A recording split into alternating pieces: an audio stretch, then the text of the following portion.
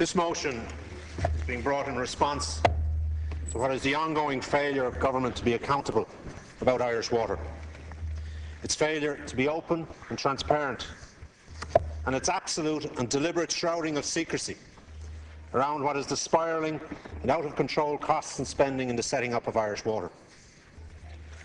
Make no mistake about it, and let there be no doubt that were it not for John Tierney's slip-up on Sean O'Rourke's programme last week, the public and the taxpayers, and indeed everybody in here, would remain in the dark about the tsunami of spending that is endemic in Irish water.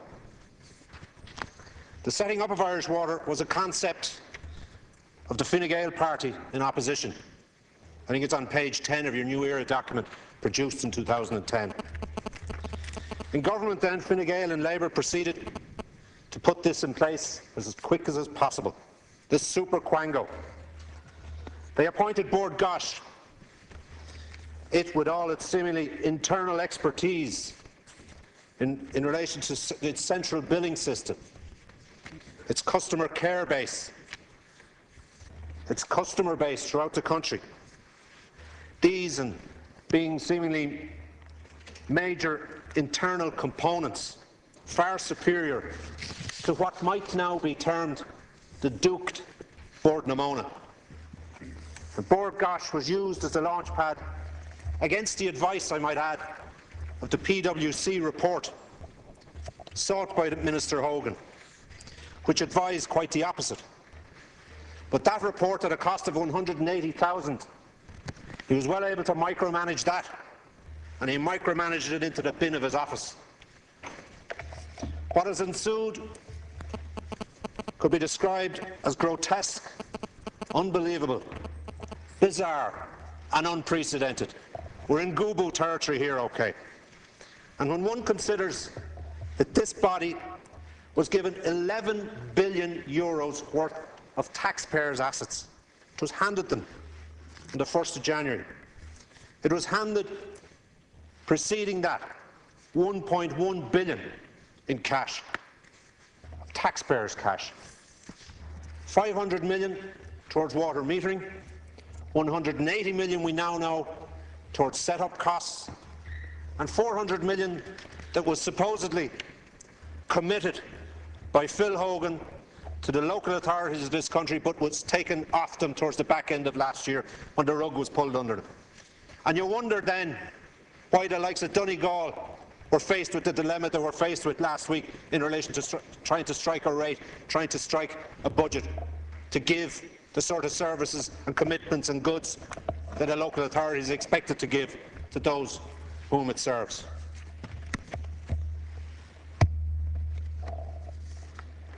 Minister Hogan says he shouldn't be expected to micromanage 180 million euro. It's not as if we're asking Phil the price of the new gym down there in the HQ of Irish Water. What we're talking about here is 50% almost of the set-up costs of 180 million. 85 million we're talking about. And Minister Hogan and his government wants us to believe that he only asked one question. How much do you want, lads? That's what he asked them.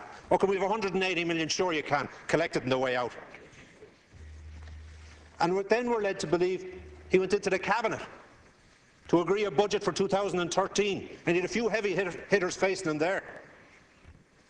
Ministers Noonan, Howland, Minister Cloveney, Varadkar, Burton and Bruton. And they had only one question to ask too of Phil. Have you enough in 180 million, Phil? That's all they could say to him.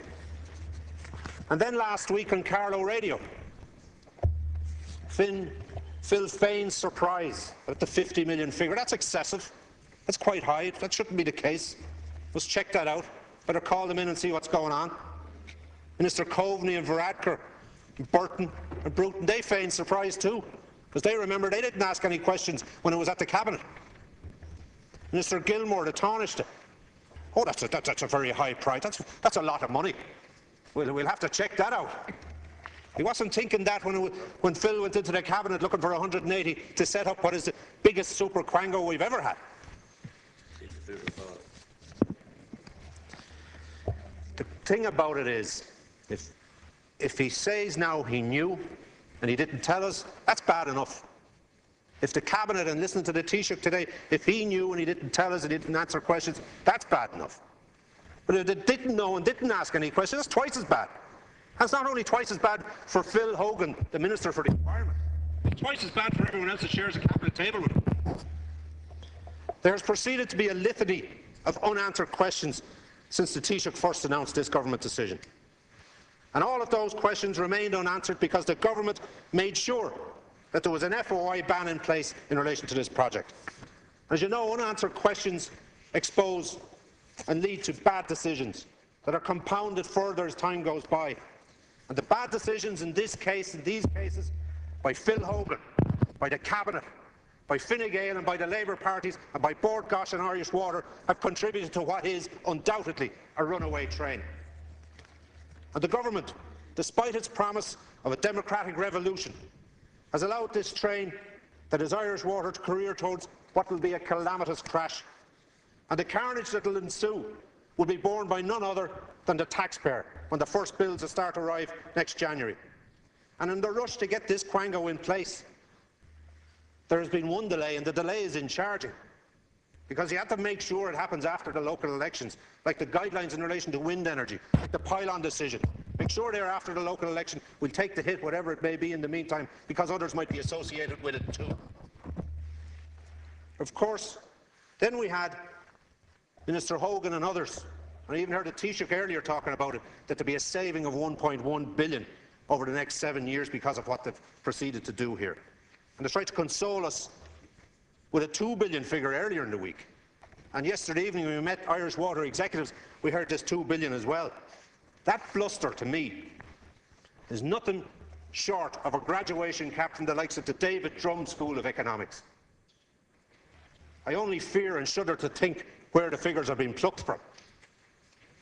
But next January, the taxpayer won't be paying for facilities and networks and systems that have been repaired. They won't be paying for replaced water mains in Dublin, which is in crisis and has been in crisis in relation to water. They won't be paying for a network that has upgraded mains or new supply. No, they won't. They'll be paying for the exorbitant costs of metering in Irish Water. They'll be paying for the exorbitant costs of setting up Irish Water. They'll be paying for the exorbitant costs of procurement in Irish Water.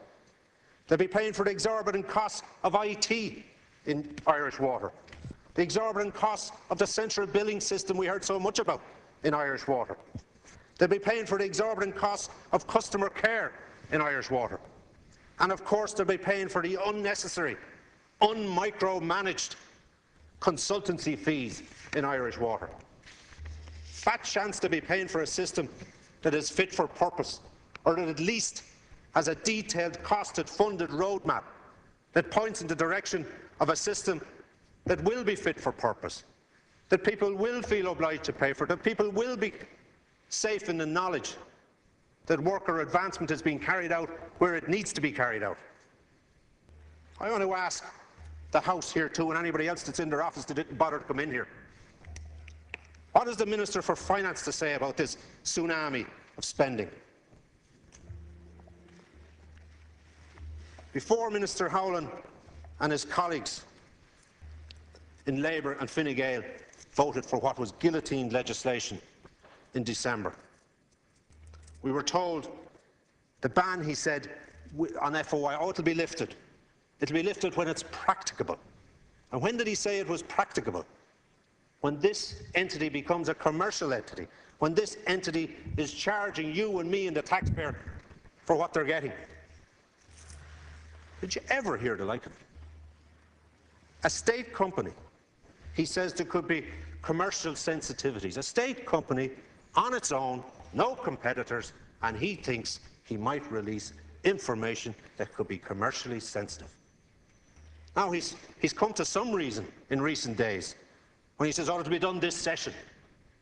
Then the Taoiseach gets up today, it'll be done soon. It can be done next week if you want to do it. There's a bill here with this motion to lift the freedom of information ban. There's a bill here we put in the record today as well that will allow the Controller and Auditor General the authority to question the books, the spending that has become synonymous with Irish water. I have asked questions in this House on numerous occasions, you well know. Questions have been asked during the course of leaders' questions, and priority questions, and written and parliamentary questions. The Taoiseach said earlier, when he talked about the openness and transparency that exists, where in heaven's name he has been when questions were asked and sought of him, of his minister, of his cabinet in relation to this issue, I don't know. But he did say that he believed the Department of the Environment have apologised for not answering questions, for not dealing with taxpayers' fears and concerns and questions, whom we ask questions on behalf of. I got no communication from the Department of the Environment to that effect. My colleagues, I'm sure, who asked similar questions before or after I have got no communication from the Department of the Environment to that effect. I got no communication from the CEO or anybody associated with Irish Water, whom the department said would be in touch with me and others to address the very issues that are now in the public domain because of a slip-up last Thursday. So it's incumbent on somebody to take control of this, to be accountable for this, to explain what happens when a question is put by a member of this House on behalf of the taxpayers that allowed that person the privilege of putting that question there on their behalf. That's the kernel of this. That's the abdication of responsibility that has befallen on this government and its representatives. And it's not good enough. It's not at all good enough for the Taoiseach of the country to come in here today and almost give the impression that nothing has gone wrong in this process. I hold him and I hold his colleagues in Cabinet as culpable in this sorry mess as Phil Hogan. He asked one question, as I said earlier, how much do you want? And they asked of him, is it enough, Phil? That's what we're supposed to believe. And I don't buy it. I shouldn't buy it, and the taxpayer won't buy it. And you have gone down this road at such pace, with such disregard for anybody and everybody whom saw fit to ask a few questions, 2 minutes, that you now find yourselves in this situation. And you now find yourselves whereby an entity that is holding in its possession €11 billion worth of assets belonging to the taxpayer, that the taxpayer has lost confidence in that system, has lost confidence in its ability by virtue of the leadership that's been given by government in order for them to carry out the duties which you saw fit to give them in the first instance. I say it to you again, there is no need for many of your colleagues to show the sort of surprise that they showed over the last week about 50 million having been spent between March and last Thursday. Because they not alone were silent and complicit in that decision at Cabinet, they told their colleagues, they marched their colleagues by whip through those lobbies 3 times with separate pieces of legislation pertaining to Irish water. 3 times. And the 3rd time, you showed the worst contempt, the most contempt, when you came in here with the legislation that was being rushed to satisfy Irish water and Phil Hogan and anybody else who was associated with it. Because there was a commitment made to hand over those assets on the 1st of January. Hand them over. They are the people's assets.